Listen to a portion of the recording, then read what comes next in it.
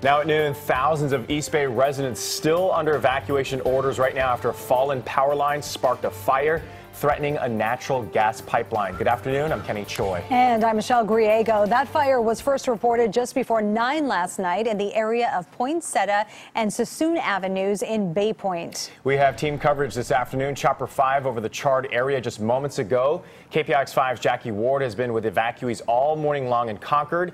And Makovec is at the command post in Pittsburgh. Let's go to her live with the very latest. Ann.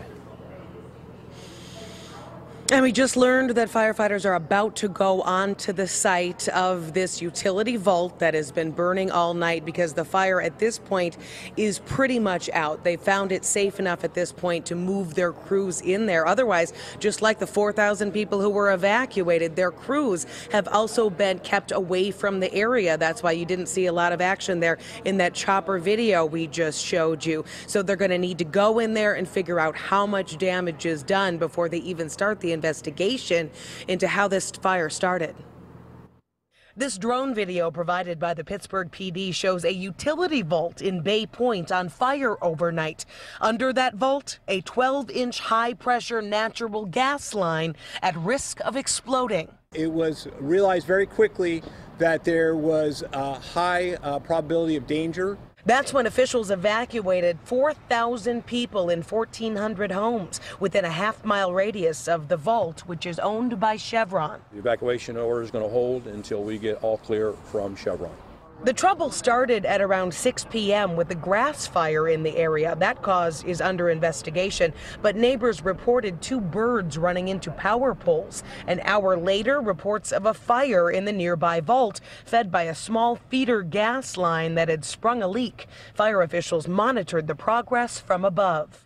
That drone is capable of detecting a heat source and give temperatures. As Chevron cleared out the natural gas in the larger line and flushed it with nitrogen to quell that fire. Our number one priority is the community, the people of this community, for their safety and the environment.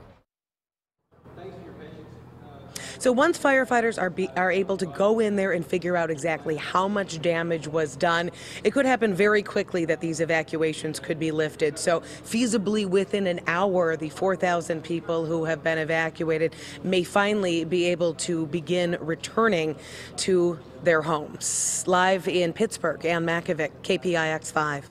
All right, so to re-emphasize, at this hour, evacuees are still waiting for word when they'll be allowed to return. KPIX 5's Jackie Ward continues our team coverage. It was a long night and morning for a lot of people here. There are 150 cots inside. They are all full. Some people even had to resort to sleeping in their cars with their pets. I was awoken by sheriffs knocking at the door, telling us it was a mandatory evacuation, that there was a pipeline that may explode and we had to get out immediately. This mother of 5 tells me she's never been through something like this before. I had to wake them and try to give them a brief explanation why we're running out of the house. Hearing that a gas pipeline is so close to my house, I didn't even know that. And so very scared and worried for my neighbors. Fortunately for Danica and about 150 other people who came to the Calvary Temple Church in Concord to seek refuge, the Red Cross quickly set up an evacuation center here overnight. Plus, a hot breakfast was served to everyone first thing in the morning. Pastor Jason Morgan hasn't slept since Tuesday night. As people started to show up, we said, you know what, let's open up the lobby, and we got hot coffee and let them use the bathrooms and whatnot. And then we just started to get a very large influx of people that started coming in. In fact, people were just lined up out the door. At 6 this morning, the Red Cross was able to set up a second refuge for people at the gymnasium of Los Medanos College in Pittsburgh.